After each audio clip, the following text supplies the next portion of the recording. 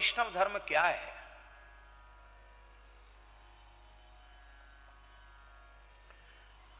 पतिव्रता का धर्म ही वैष्णव धर्म है।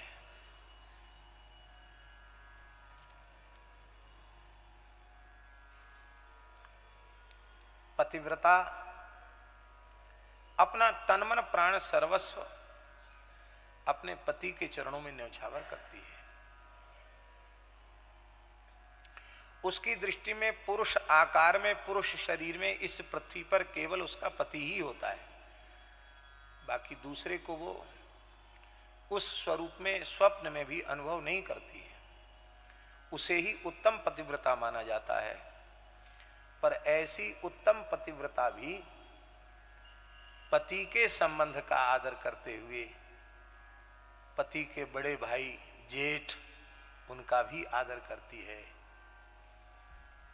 पति के बड़े भाई की पत्नी का जिठानी के रूप में आदर करती है। छोटे भाई का देवर के रूप में आदर करती है। उसकी पत्नी का देवरानी के रूप में आदर करती है। पति के पिता माता का सास ससुर के रूप में आदर करती है। कहां तक कहें, पति के मामा काका चाचा ताऊ और साले जीजा बहनों, भगवान जाने क्या क्या होते हैं, हमें तो पता भी नहीं कितने नाते रिश्ते होते हैं। उन सब नाते रिश्तों का, संबंधों का वह पति का संबंध स्मरण करके आदर करती है। इतना ही नहीं, पतिदेव के गृह में कोई भी अतिथि आ जाए तो मेरे पतिदेव का अतिथि है और ये तिरस्कृत होकर, अनादृत होकर यहां से विदा होगा तो उससे मेरे पति के धर्म का लोप होगा, पति की अपकीर्ति होगी। इस विचार से वह अतिथि का भी आदर करती है, पति के मित्रों का भी आदर करती है कि नहीं करती है?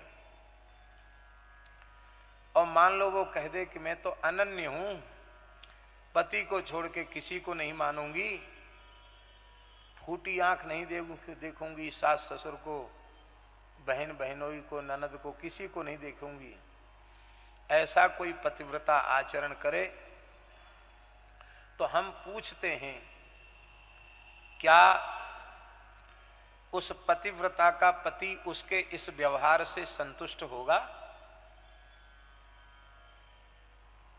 होगा?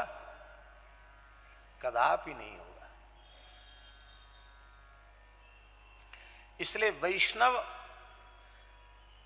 इष्ट में, इष्ट रूप में, आराध्य रूप में भगवान को स्वीकार करता है और फिर जितने देवी देवता हैं सब भगवान की ही विभूति हैं, भगवान के ही स्वरूप हैं, भगवान का ही अंग हैं, ऐसा मानकर वह सबका आदर करता है।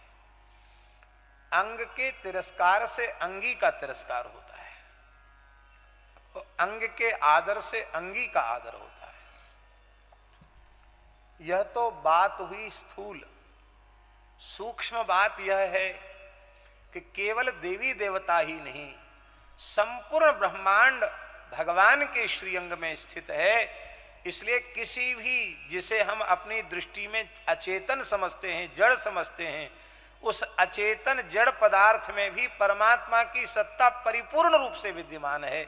न विद्यमान होती तो खंभ फाड़कर भगवान नृसिंह कैसे प्रकट होते। इसलिए चेतन अचेतन का भेद समाप्त करके सबका आदर करना, सबका सम्मान करना, इसी को वैष्णव धर्म भगवान व्यास के साहित्य में कहा गया है। किसी से विरोध नहीं।